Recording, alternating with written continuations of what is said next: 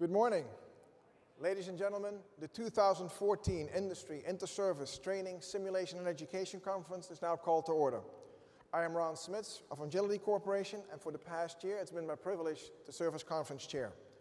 General Milley, Mr. Smorgalino, General Farrell, Admiral Robb, General Maddox, other general and flag officers, both active and retired, distinguished guests, representatives of allied nations, exhibitors, conference attendees from government, industry, and academia. On behalf of this year's lead service, the United States Army, and the entire conference committee, I welcome you to the world's largest modeling, simulation, and training event, IITSEC 2014.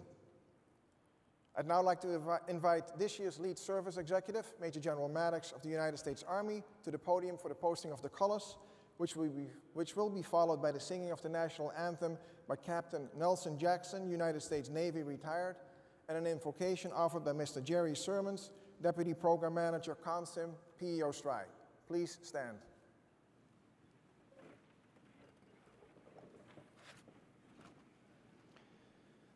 Posting the flag today is Lieutenant Colonel Earl Denton, U.S. Army retired, veteran and war hero, and a true friend of IITSEC for over 36 years. He's accompanied by U.S. Army Sergeant Major Alan Higgs. Lieutenant Colonel Earl Denton enlisted in the Army Air Corps in 1948, and upon completing OCS, he graduated from Fort Benning and joined the infantry. Lieutenant Colonel Denton received a Silver Star and a Purple Heart for his heroic actions on Pork Chop Hill, Korea in 1953, and served 2 combat tours in Vietnam. He retired from military service in 1973. His additional awards include the Legion of Merit with Oak Leaf Cluster, and the Air Medal with 2 Oak Leaf Clusters. He also has received the IITSEC Lifetime Achievement Medal in 2001. Lieutenant Colonel Denton, Sergeant Major, post the colors.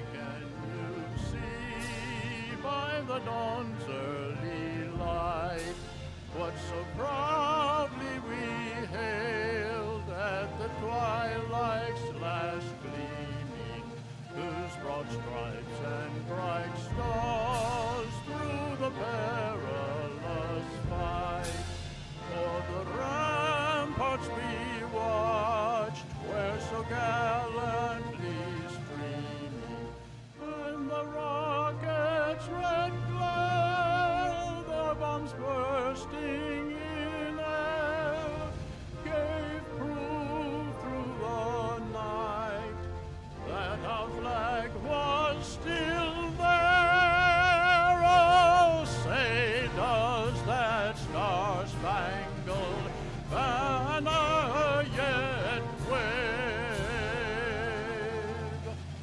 o'er the land of the free and the home of the brave.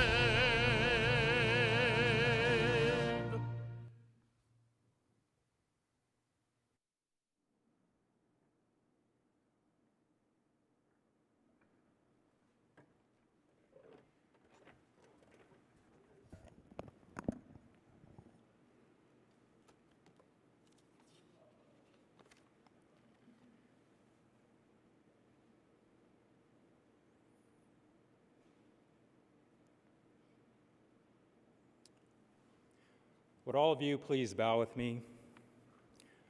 Almighty everlasting God, protector of all those who put their trust in you, we pray that you will bless our conference and all who are gathered here to further its noble purpose.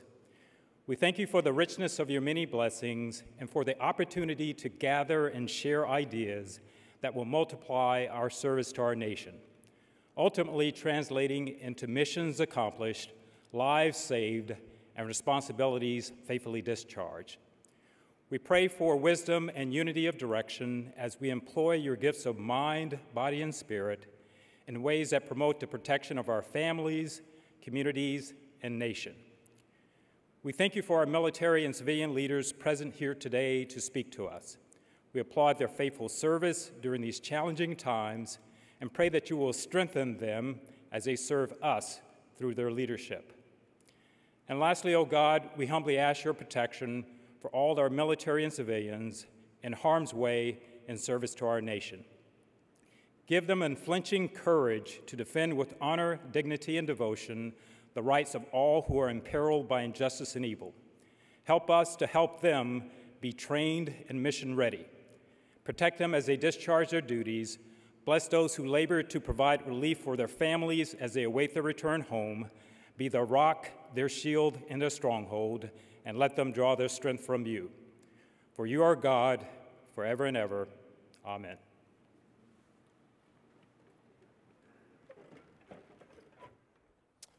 Please be seated.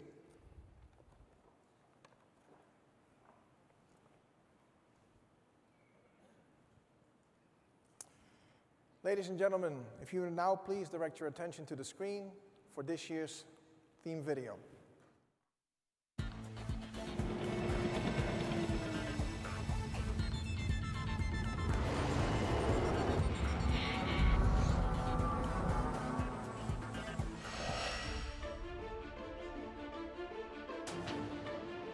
With more than 2,220,000 Americans serving their country around the globe, the #1 mission of the military services is ensuring these patriots remain trained and mission ready for any contingency.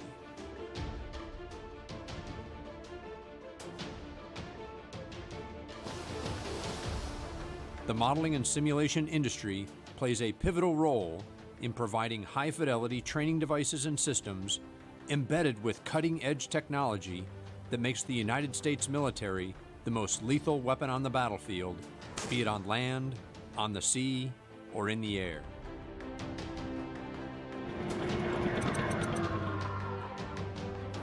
Through presenting a joint posture of mission readiness, the United States military force is recognized as the dominating deterrence to countries wishing to bring harm to America's homeland or to allied countries. Tough, realistic training that combines live, virtual, constructive, and gaming assets ensures the United States military stands ready to defend the nation's security and that of its allies anywhere in the world. Should the need arise, the servicemen and women of the Army, Navy, Air Force, Marines, and Coast Guard remain trained and mission ready to defeat any aggression to protect the freedoms that are inherent in a free society.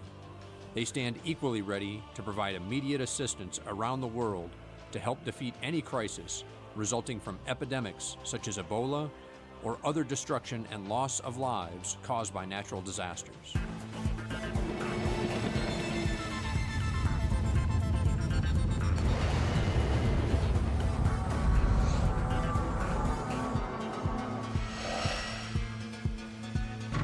Welcome to IITSEC 2014.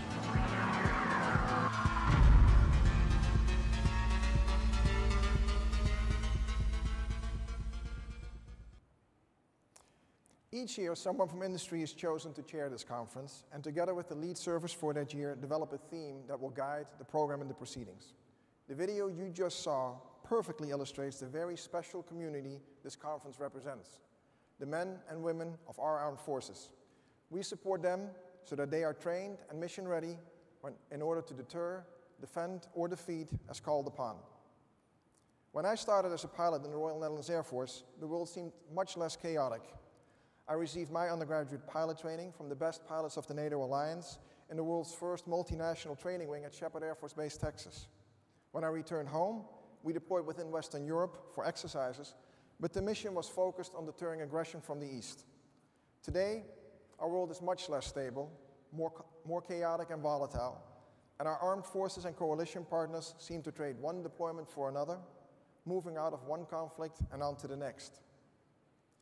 Many dedicated individuals and organizations in the audience today share a common goal: ensuring our warfighters and their supporters are the best educated, best trained, and best equipped to meet the demands of this volatile, challenging world.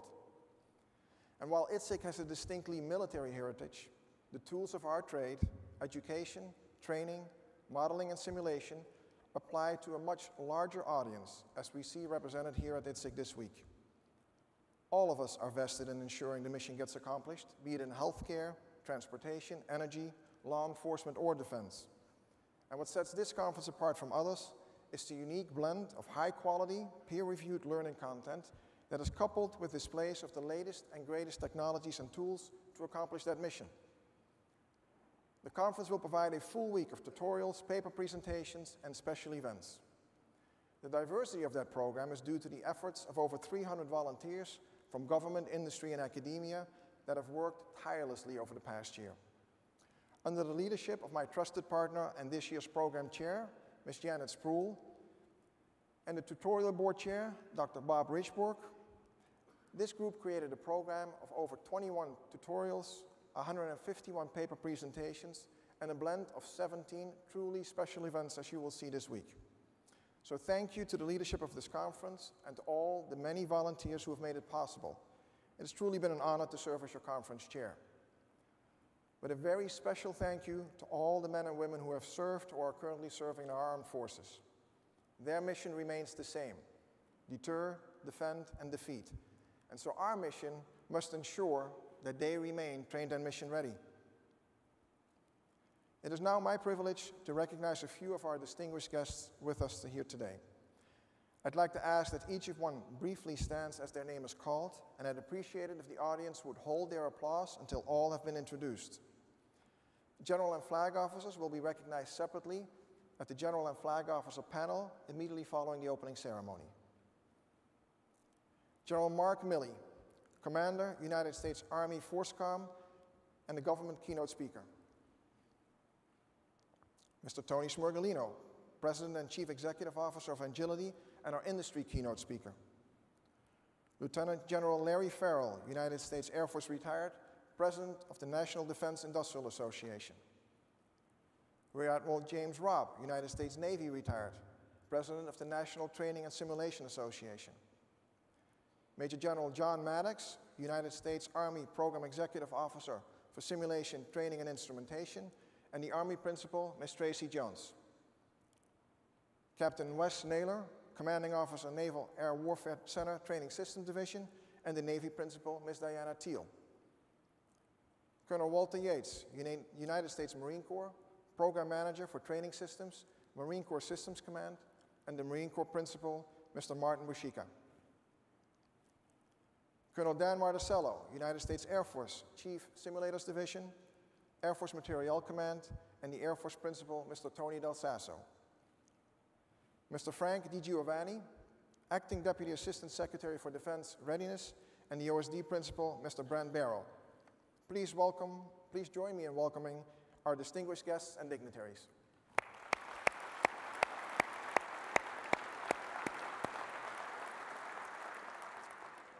I would now like to invite General Maddox back to the stage for his opening remarks.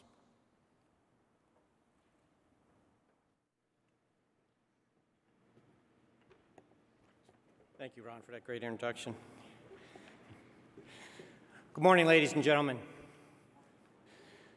How about join me in a round of applause for that Nelson who sang the national anthem this morning. Thought he did a great job.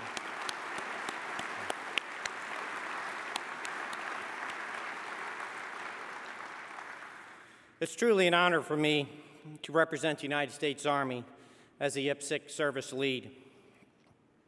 The Army takes tremendous pride in being a 2014 IITSEC service lead. It is a critical, important time as we shape the future of our military. In doing so, The Army's marching toward the operating concept called Force 2025 and beyond. It sets the conditions for us to meet the current missions while preparing us for the future. Over the past several years of sustained conflict, our warriors have displayed unparalleled courage and resiliency under fire. Today, we stand as the most versatile, agile, rapidly deployable, and sustainable land force in the world, due in large part to the strategic capabilities that our sister services and coalition partners provide. Our Army acknowledges that in order to continue to answer our nation's call, the force must operate differently, enable forces differently, and organize differently to maintain overmatch and to set the conditions for a fundamental long-term change. Army forces are now and forevermore preparing to operate as part of a combined arms team to confront increasingly dangerous threats to accomplish our mission and win in a complex world.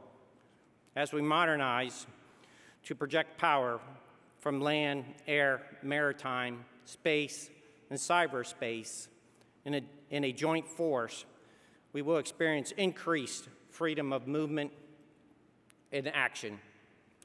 Integrating special ops and conventional forces with joint interagency and multinational partners across air, land, maritime, space, cyberspace domains presents multiple dilemmas for our would-be enemies. This level of maximum preparation required for conducting complex joint operations is in large part due to the hybrid blend of simulated training that we in the modeling and simulation enterprise seamlessly provide. Modeling, simulation, and training play a critically important role in modernizing our military in a fiscally constrained environment. Because our M&S community provides high-fidelity training, test, instrumentation, and cyber defense technology, together we help make the U.S. military and its partners and coalition forces the most lethal weapon on the battlefield, be it on land, sea, or air. With more than 2 million Americans serving our country around the world, the #1 mission for our military services is to ensure that our patriots remain trained and mission ready for the next contingency. Hence, the theme of IITSEC 2014, Trained and Mission Ready. Our warriors deserve the most up-to-date, high-fidelity training devices to ensure that they're prepared to win in a complex world now and into the future. On behalf of the IITSEC community, I think we can agree that they have our full commitment. I imagine everyone in this auditorium plays a role in enhancing the readiness of our armed forces, preparing U.S. or coalition forces for current or future operations. Collectively, we ensure our troops remain trained and mission ready to win in this complex world. One individual in this room plays a particularly important role. We are honored to have General Mark Milley join us here today. General Milley serves as the 21st and the current commanding general of U.S. Army Forces Command. A 1980 graduate from Princeton University, he gained his commission through ROTC. Prior to his current assignment, General Milley most recently served as a commanding general of 3rd Corps and IJC in Afghanistan last year. Previously, he served as a commander of the 10th Mountain Division. He also served as a deputy commanding general for operations for the 101st Airborne Division and commanded his 2nd BCT of the 10th Mountain. General Milley's distinguished career includes operational deployments in operations Just Cause, Uphold Democracy, Joint Endeavor, Iraqi Freedom, and Enduring Freedom. General Milley's distinguished military career has earned him many prestigious awards and decorations. Ladies and gentlemen, please join me in welcoming our keynote speaker, U.S. Army Force Com Commander, General Mark Milley.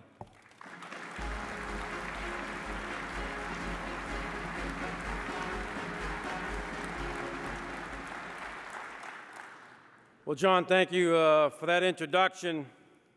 Just a few days ago, I was up at Fort Bragg, and Vice Chief of Staff of the Army, General Allen, called me and said, the Chief, General Odinero, can't do this conference down in IITSEC down in Florida.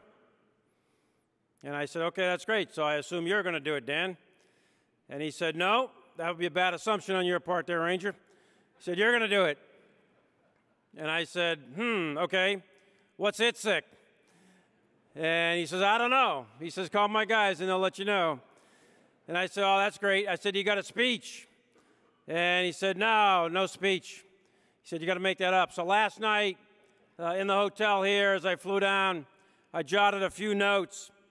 And I'll give you a couple of thoughts I hope will spur your mind and give you some thoughts and inspiration here for what I think you do. And for me, as the Commanding General of Forces Command, I am in charge of the training and preparation of the United States Army's ground forces, the operational forces that will get committed to combat or other contingency operations around the world. And that represents about 80% of the United States Army. So what you do on a day-to-day basis in the training and simulation world is near and dear to the heart of all of us in Forces Command.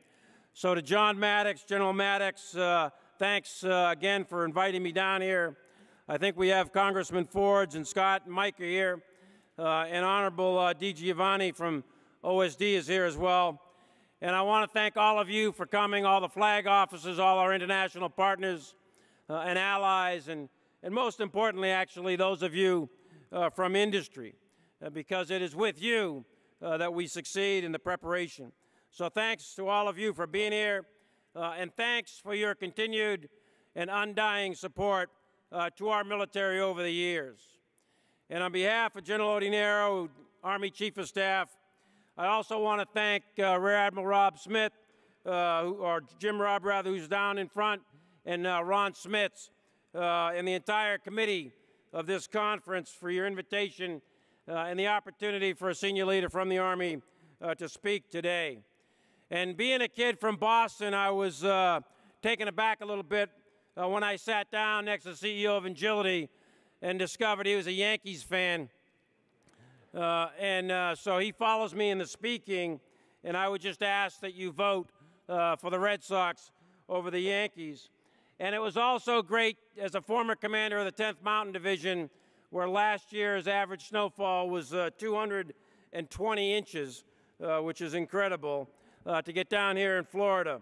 So I would jump at any opportunity to be in Florida, and I consider it really my second home. And I can definitely get used to the temperatures and running outside down here. But the real story here, it's not the weather. It's really not even what we do in uniform. The real story here is the impressive gathering of engineers and designers and all of the products that you produce year in and year out to ensure that we have a trained and ready force. And I have to be candid that as a political science major, I didn't do very well at math, and I was in the half of the class that made the top half possible. And I am in awe. I am in awe of your intellect, and I'm constantly amazed by the innovation and the output of the technological sector of the United States industry. Your effort in supporting training and operations provides our Army, but not just our Army, our Navy, our Marine Corps, and our Air Force, the training and operations that are necessary to sustain a competitive advantage over any potential opponents in the international system. This enables the United States to achieve decisive victory at the strategic level, at the operational level, and the tactical level. And in the business I am in the business we are in the uniforms, in the business of war, there is no second place, and winning matters. And you hone the knife, sharpen the edge, so that we can win. I'm honored to be here to see this team come together to find solutions to our training challenges in this very difficult fiscal environment. The theme of this conference, Trained and Mission Ready, Deter, Defend, Defeat, is on the mark for what our military leadership believes must be the priority, and that is readiness. The Army has learned valuable lessons during sequestration in 2013 about how rapidly our readiness can decline, and from history about what happens when we send our service members to war and they are not adequately trained, manned, and equipped to fight. History has taught us that we must do more than simply train. We must have realistic exercises that test our soldiers' and leaders' combat instincts and prepare them for the friction, the intensity, and the horrors of ground combat. At Forces Command, our primary focus above everything else is combat readiness. It is our #1 priority. And as I often say to my commanders, there is no other #1 except preparation for war. It is simple, really. The purpose of an army, the purpose of a military is twofold. One is to conduct combat operations. And #2, if not in the actual conduct of combat operations, your sole task is to prepare for combat operations. And when we fail to focus on combat readiness, we pay the butcher's bill in the blood of our soldiers' lives. Take a moment and close your eyes and take a walk back in time with me. About 70 years ago, in the spring of 1944, and you're wearing olive drab, you have an M1 rifle, and you're assigned to the 90th Division of the United States Army, and you're in southern England and you're preparing for the invasion of Normandy. You trained for 2 years. You did a lot of physical training. You were on marksmanship ranges. You did land nav courses. You studied German tactics. You did all the basic marksmanship, and you did endless drill. You took raw recruits and you turned them into soldiers, and you were proud. You were the 90th Division. But what you didn't do is you didn't train in simulated realistic combat. You were not exposed, neither you as a leader nor your soldiers, to the emotional realities of battle. And you didn't have the honing of your instincts for what you were about to get into. And in just a few weeks, you landed on the beaches of France, and you lost 100% of the division in 6 weeks. 150% of the officers were killed or wounded. And you, as a lieutenant, you had an average lifespan of only 2 weeks. Fast forward 6 short years after Normandy to the summer of 1950. 80,000 North Koreans, lightly armed with a few T-34 tanks, stream across the 38th parallel. There's about 800 American advisors there working with the South Korean government's armed constabulary. But there are no mainline U.S. units, and the constabulary is weak. The North Koreans start pounding through South Korea very quickly. President Truman decides to enact UN action and deploy the United States Army out of the occupation forces in Japan. He calls MacArthur and says, deploy. And down through the chain of command comes the word. And it goes to Lieutenant Colonel Smith, the 1st Battalion, 21st Infantry. They mount up and they fly very quickly. They establish a set of blocking positions. And we, the United States, were still basking in the glow of our victory of World War II, where we defeated Japan, Nazi Germany, Fascist Italy, and all of their associated allies, along with our allies, the Soviet Union, and Great Britain and France and others, and defeated them in 4 or 5 years. We were good. We had 89 divisions in that war, 300 aircraft carriers, produced 50,000 aircraft, bombers in only a few years. We were good. We were #1 by a long shot. And here it is, 1950. and 80,000 Koreans are approaching the 21st Infantry. And our Army had been reduced. Our Army was hollow. Our Army's funding was lacking. Our readiness was not a priority. The units were not manned. They didn't have sufficient equipment, and the equipment they did have was broken. So not surprising, and despite a valiant effort, incredible heroism by the soldiers of Task Force Smith, they were annihilated. And then behind them came the rest of the 24th Division, and they too were annihilated with the actual capture of the division commander. These were brave soldiers, all of them, and they were put into combat without the proper training and without the proper equipment. And putting our sons and daughters into harm's way without the tools and training is unacceptable in any era. While we were prepared and highly successful during our conventional fight in '91 in Desert Storm and again in 2003 in the invasion of Iraq, we still struggle to operate across the entire spectrum of war. And we today are facing a threat that is as diverse and dangerous as ever. On a daily basis, we must meet the challenges of terrorism, and all you have to do is read the newspaper. The terrorism is focused clearly in the Middle East and South Asia, but also in Africa. But more importantly, this terrorism is global in reach. And oh, by the way, there is also the ever-present potential for very intense state-on-state combat, state-on-state war in Eastern Europe or Asia or the Middle East.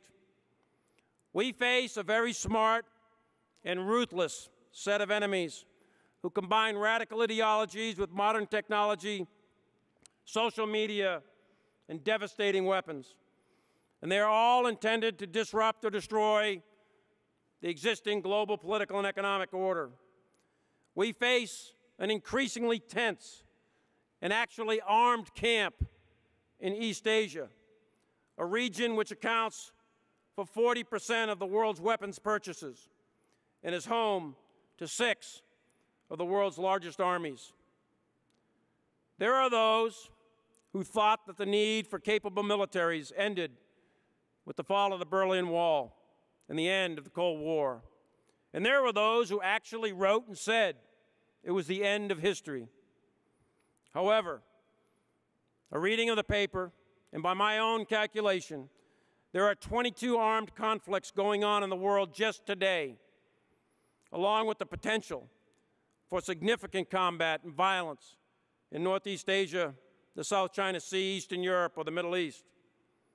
And in fact, in 394 years since the Pilgrims landed on Plymouth Rock in 1620, the United States has committed forces to combat and contingency operations in all but 19 of those years.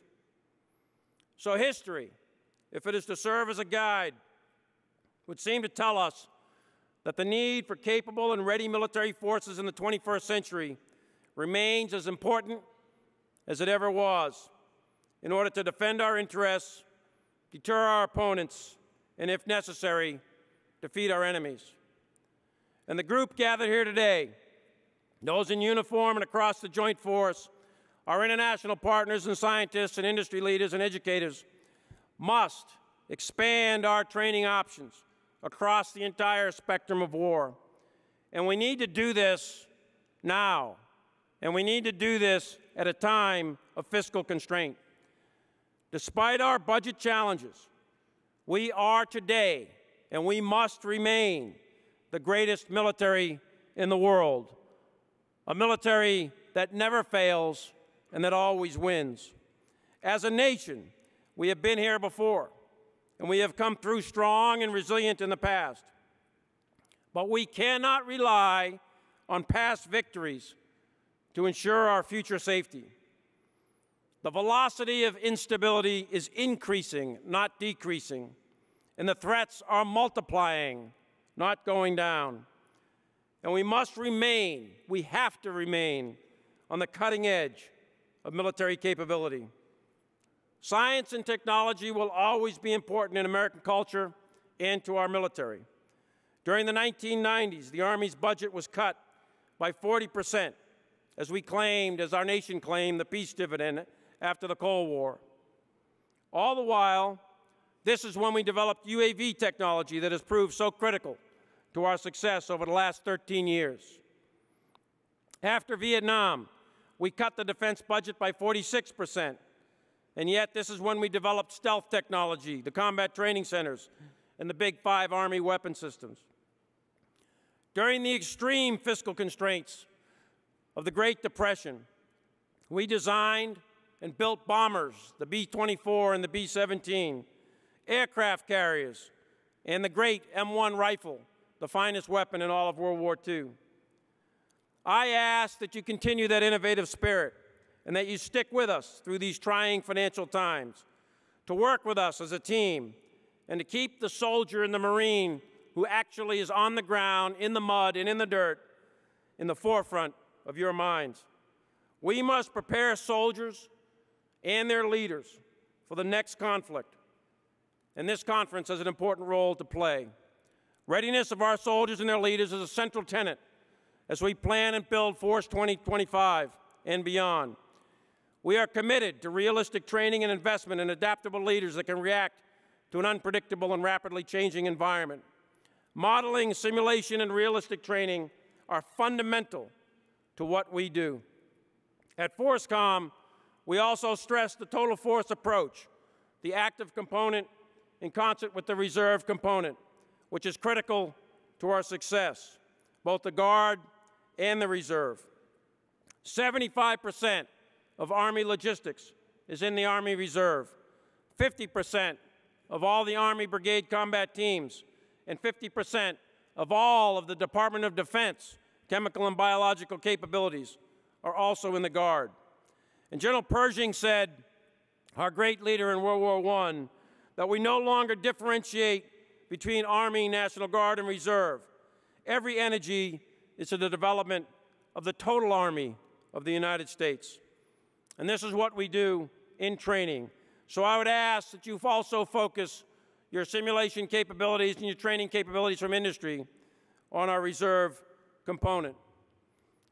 That's as critical to what we do because we have to fight as one Army, one team. And we will need everything we have in our next fight. And we will win or lose, not as an Army, not as a Navy, not as an Air Force, not as Marines. We will win or lose as a nation. The Army's intellectual roadmap for Force 2025 is called the Army Operating Concept, and it's titled Win in a Complex World. And the word win implies an inherent strategic focus, for we win as a nation, as I mentioned, and we win at the strategic level. This concept requires our forces to perform complex missions, all the way from the tactical to the strategic. And it doesn't necessarily mean we will fight all the way around the globe every day. But we will try to prevent and shape, and when necessary, fight and win. Thus, the Army has shifted to regionally aligned forces, and we currently have 140,000 soldiers performing missions alongside our joint partners in about 150 countries. And by complex world, we are acknowledging that future contingencies are currently unknown, and frankly, they're unknowable. And yet, we must prepare. We cannot rely on the silver bullet of technology to win our nation's wars. While we are unmatched on the sea, unmatched in the air, and unmatched on the ground, the enemy has proven that it can, in fact, avoid and emulate and at times disrupt our technological advantage to reach temporary parity with our forces. Acknowledging the complexity of future missions, we have expanded our core competencies well beyond what they were in decades past. For the future, we must prepare to do more and at times do multiple missions simultaneously to shape the environment, to fight in cyberspace, to conduct wide area security, or conduct full-spectrum combined arms maneuver. We must build readiness through training. That is the only way. That is the way it's always been done, and that is the way you prepare forces for combat. General Creighton Abrams, who served, as you know, as a battalion commander in World War II and relieved the 101st Airborne Division at Bastogne, and was later the Army Chief of Staff following his service in Vietnam, told an audience that we have paid, and we have paid, and we have paid again in blood and sacrifice for our unpreparedness. And I don't want war, but I am appalled at the human cost that we have paid because we wouldn't prepare to fight.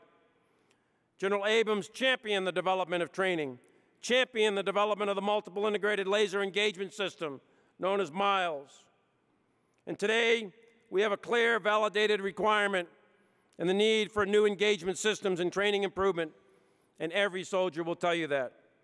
The concept of building our exercises to simulate the realities of combat through the use of simulations is one that paid huge dividends during Operations Desert Storm, Iraqi Freedom, and Enduring Freedom. And the raid on bin Laden could never have happened without the use of simulations. The combat training centers provided us unmatched venues to train our soldiers and, perhaps more importantly, train our leaders in the art of mission command.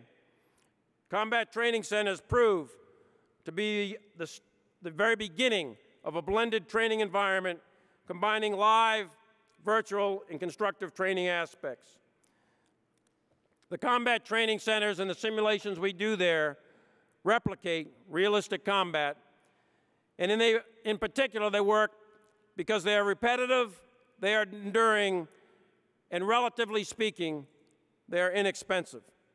Reliable systems also, like the Close Combat Tactical Trainer, the Conduct of Fire Trainer, Engagement Skills Trainer, provide immersive training experiences repeatedly at low cost. And these are critical to our success. And all the while, we have to remain capable of fighting. Our emphasis is on deterrence. We don't want to fight. We want to deter. Therefore, we currently have tanks from the 1st Cavalry Division facing east in Poland and Latvia and Lithuania and Estonia. And for their deterrence to be capable, for their deterrence to be effective, our opponents must recognize that the tank commanders and the gunners and the drivers sitting in those tanks know what they're doing, they are capable, and they are lethal. And much of that comes from training and simulations. And to prepare our soldiers for the variety of missions, we must test them over and over and over again. Our great military leaders in history, from Washington to Odinero, have cut through the fog of war because they were able to study their enemy, visualize and rehearse in their minds the potential branches and sequences of battle. As the battlefield becomes more complex and events happen more rapidly, we must leverage simulation tools and gaming mechanisms that allow leaders at all levels, from sergeant to general, to hone their decision-making skills and perfect themselves in the art of war. We must continue to be on the cutting edge of the simulation world. Abraham Lincoln once told us, "Give me 6 hours to chop down a tree, and I will spend the first 4 sharpening the axe." And that's what you do. Modeling and simulations and training help us sharpen the axe. Last spring, units at Fort Drum leveraged their premier home station training capability with their integrated training environment, or ITE, to execute multi-echelon training exercises. And as we look to the future, the training community must develop innovative and increasingly evolutionary capabilities to deliver tough, ethically challenging, and rigorous training. One project, for example, is a synthetic training environment, or STE, which was designed and will provide commanders and soldiers the capability to train and win in increasingly complex environments. STE will be an evolution of the current integrated training environment, and it will converge constructive, virtual, and gaming training environments into a single live synthetic environment. Once realized, this will deliver our capabilities to the point of need by operating on a common operating environment seamlessly with the mission command information systems. And additionally, we will shed the cumbersome logistics tail required by the current systems, making it globally accessible to units on the front lines, and expeditionary in order to support the distributed nature of our future force. This creates an environment that provides soldiers and leaders the ability to train, thrive, and most importantly, win, no matter where we are. A fine example of the technological innovation is our improved medical readiness. In late 2012, Ranger Sergeant Thomas Block was badly injured when a suicide bomber in southern Afghanistan detonated a device that hurtled the Ranger 35 feet and shattered the right side of his face. He collapsed his left lung and badly damaged his legs. His medic immediately treated him within a minute of the explosion. He put a tourniquet on each of Sergeant Block's legs. He placed 3 needle decompressions in his chest and put a hemostatic dressing on his right eye that was bleeding profusely. The medic reacted without hesitation and literally saved Sergeant Block's life. This brilliant performance under pressure came from constant training, constant rehearsals, and constant use of simulations in highly realistic training environments. Our requirement today is that all medics perform at that level at home station and have access to multiple simulated trainers. Modeling and simulation gives us the power to train our troops despite fiscal challenges. We know it's effective, we know it is efficient, and we know it is relatively inexpensive. And before I conclude, I want to leave you with something that drives my personal sense of purpose as a soldier. My father was with the 4th Marine Division. And he made the assault landings at Kwajalein, Saipan, Tinian, and Iwo Jima. Landing at Iwo Jima in February 1945. And his constant lesson for me as a young man was you got to plant the flag on Suribachi. Now, as many of you may know, Iwo Jima was one of the most brutal battles in modern history, and it was the bloodiest battle in American history per square mile. Iwo Jima was an island in the Pacific that was only 2 miles by 4 miles, 8 square miles.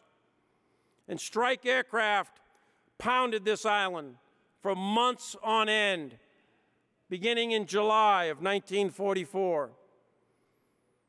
And then the United States Navy rolled up a 300-ship fleet, 300 ships. And they began pre-assault fire 72 hours before the Marine landings. 24/7 naval gunfire from 16-inch, 8-inch, and 16-inch, 6-inch guns. A massive amount of ordnance. It exceeded Verdun in the amount of ordnance on a single space. We had total air superiority. We completely isolated the Japanese, and we had total naval superiority. Intelligence estimates were optimistic, maintaining that the island would fall to an amphibious assault in just under a week. We were convinced that the technology of air and sea power would destroy the Japanese defenders. However, we were wrong. The Japanese forces waited in a deep and complex defense dug over many years. And when the Marines landed, the Japanese initiated their ambush on the beachhead, catching the Marines in a very large engagement area. Over 70,000 Marines from 3 Marine divisions landed on 19 and 20 February 1945. And of them, 7,000 were killed in just 30 days. And another 19 or 20,000 were wounded in those same 30 days.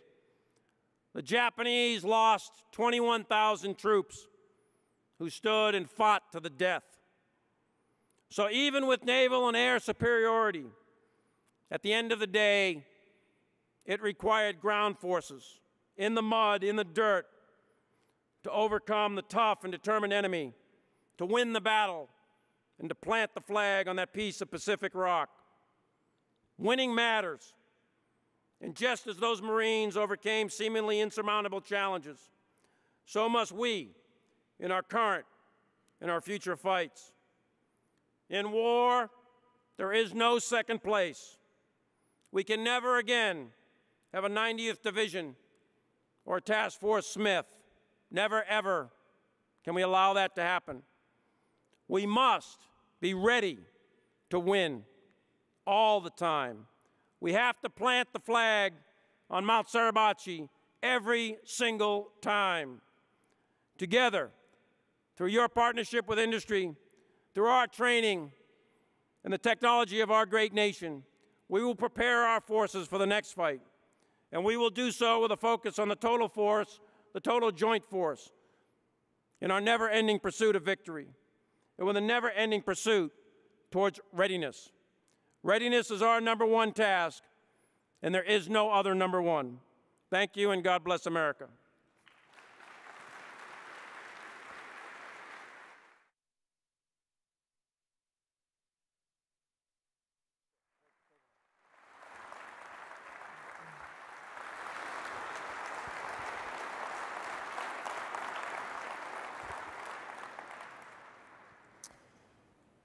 Thank you, General Milley, for those remarks and for joining us on such short notice. I think this audience is ready to take on the charges that you laid before us. I'd now like to introduce the industry keynote speaker for this year, Agility's President and Chief Executive Officer, as well as my boss since February of this year, Mr. Tony Smirgalino. Tony has a distinguished career in government service industry. Throughout his career, he held leadership positions in program management, finance, business development, and operations in a variety of companies, and he rejoined L3Com in 2010 as the Executive Vice President, L3 Services Group, and Acting President, Command and Control Systems and Software Division, L3 Services Group. From 2010 to 2012, he drove the strategy leading to the spin-off of L3's 6 government service business units to form Agility in July 2012. Under Tony's leadership as President and CEO, Agility has increased its presence in the government service market, first by acquiring DRC in February of this year, and just last month, the company announced plans to acquire Task. Mr. Smirgalino holds a bachelor's degree in business management from Fairfield University in Connecticut and a Master of Business Administration from Florida Institute of Technology. Please welcome Mr. Tony Smirgalino.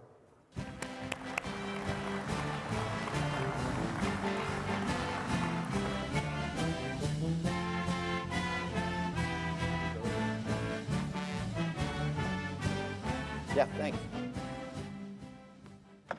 Wow, that was inspiring. Thank you, General Miley. Good morning. It certainly is a pleasure to be here today. Before I begin my remarks, let me first say to General Miley and to all the military and civilian leaders who are here today, we are your industry partners. We are extremely proud to be able to support you, provide you the very best training support and modeling simulation capabilities needed to ensure the mission success in this uncertain world. We thank you for your service. General Miley, thank you for your inspirational speech. We are here to support you, and thank you.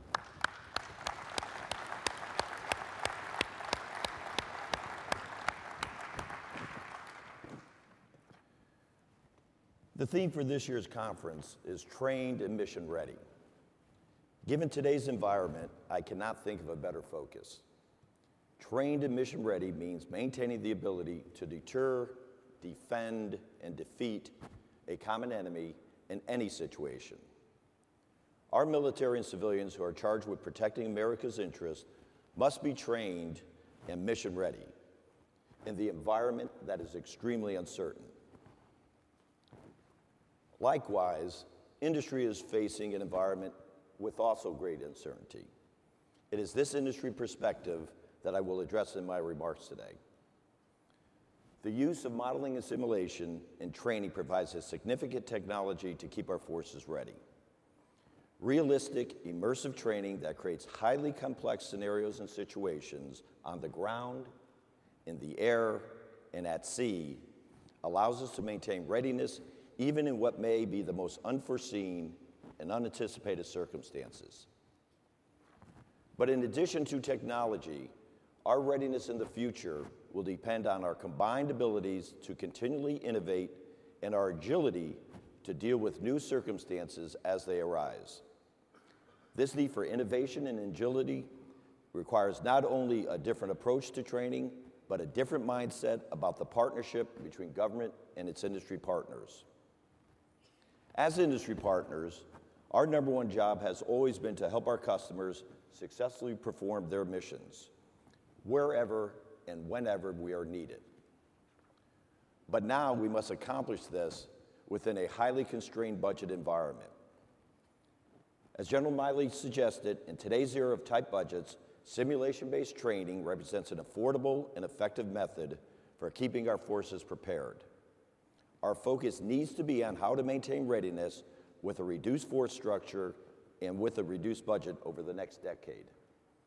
Technology has a role in this, but innovation and agility are equally important to the success of this partnership.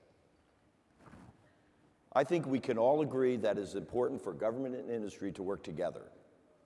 We both need clearly defined civilian and military requirements and a transparent process that ensures successful outcomes at an affordable price.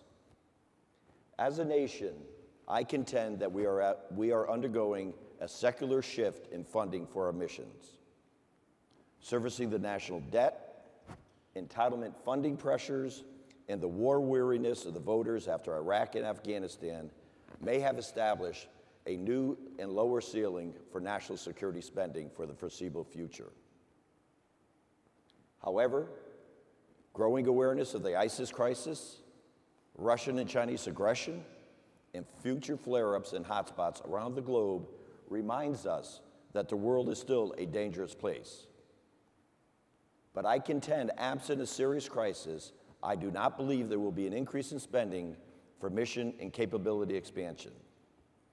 This means this era of constrained budget is here to stay, even if the pressures to perform our missions due to continuing threats have not significantly decreased. While constrained budgets are a given, I am hopeful, however, that the era of federal spending uncertainty is not here to stay.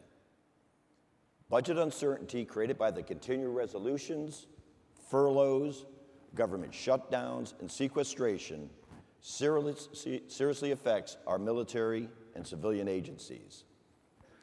This uncertainty also has a negative effect on the private sector that is doing business with the government.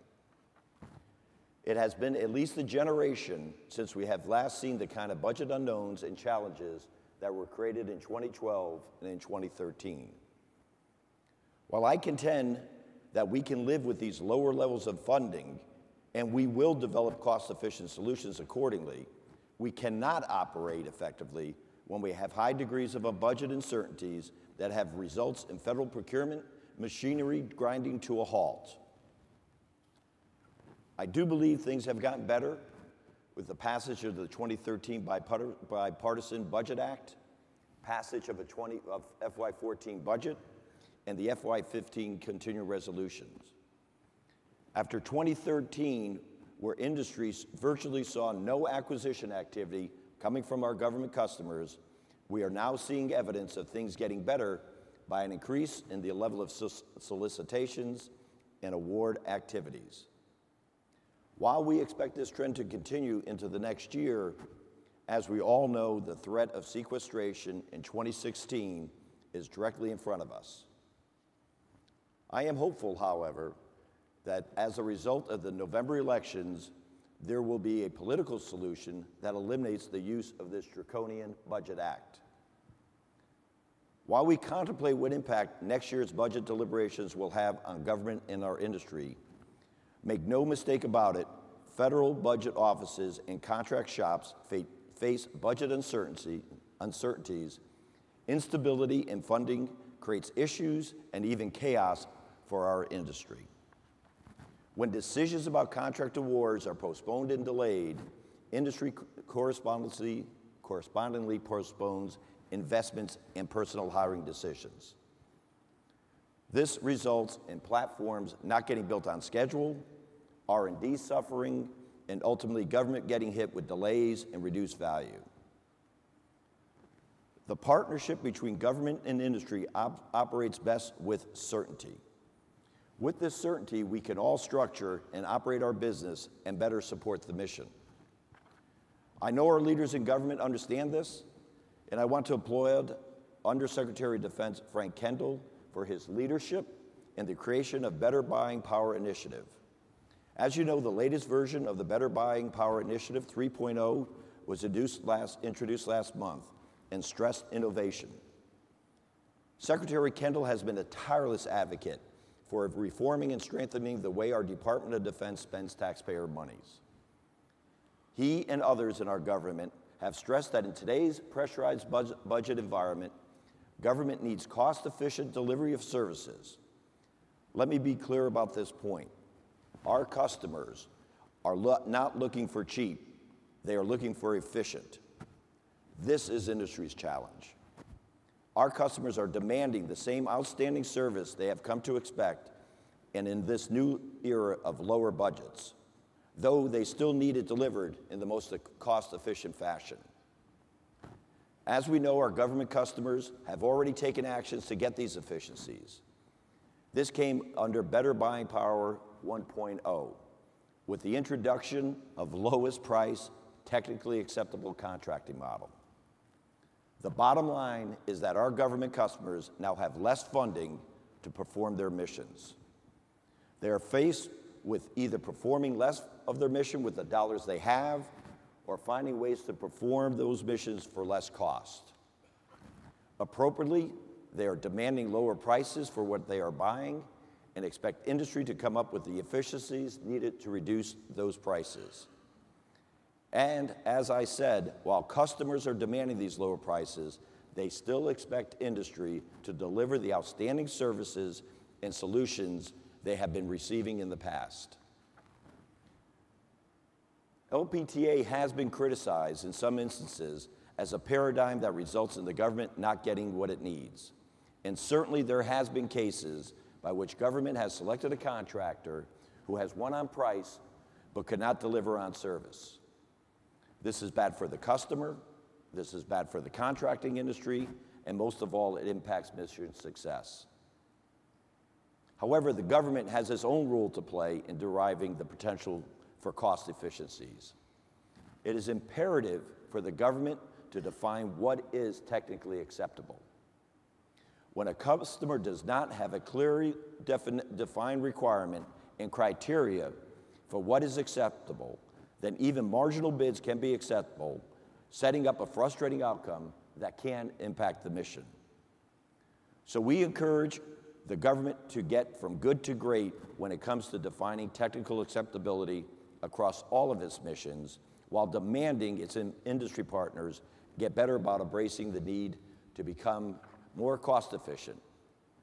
If LPTA is part of doing business in today's market, let's all work together to make it the success for our customer and its mission. Just as LPTA is now part of the market equation, so is the fact that in this fiercely competitive industry, we find there are too many companies chasing fewer opportunities. Consider that in 2001, the government services market was a $100 billion market with 45,000 contractors. I think I see most of them here today. However, in 2011, it was a $200 billion market, but that had increased to 135,000 contractors. So while the size of the addressable market doubled, the number of us participating in that tripled. As the funding for this market has begun to decline, the competitive pressures on industry have increased significantly. It is still a great market, but there are too many of us addressing it. When there is more capacity than demand, something needs to give. And I think we have begun to see that in terms of industry consolidation. As Ron mentioned in remarks and kindly introducing me, he had mentioned that we recently announced an agreement to acquire a great company called Task. This will be our second acquisition in a 12-month period of time. The first came in January of this year when we formalized our transaction to acquire DRC. Our TASK transaction is the latest example of an uptick in merger and acquisition activity. I firmly believe consolidation is undoubtedly a good thing for both industry and our government partners. Mergers and acquisition result in increased scale, which enables fixed infrastructure costs to be spread across a larger base. At the end of the day, consolidation done well should bring a greater pool of capabilities together in one place for our customers. These capabilities should be able to be delivered more efficiently with lower relative overhead costs that don't add value to the mission. From industry standpoint, consolidation is a way to enhance mission readiness. I'd like to close my remarks by thanking Admiral Jim Robb, the president of NTSA, and his incredible staff. They have done another great job of putting on this conference, and really a round of applause for them.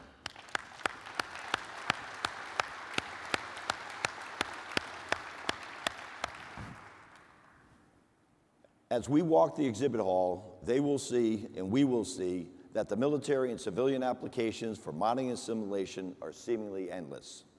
And many of you in this room are representing the imagination and innovation that have made this possible. It is truly remarkable by how far we have come. But as far as we have come, our future success will depend on how we apply these capabilities in the context of a strong government and industry partnership.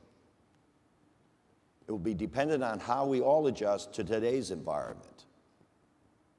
It will be particularly important how we all leverage innovation and agility as companies and become the industry partners that our customers need.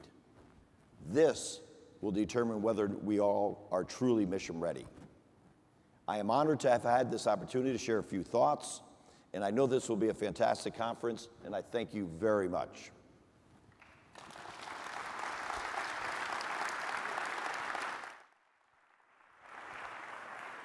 Thanks, Terry. Appreciate it. Thank you very much.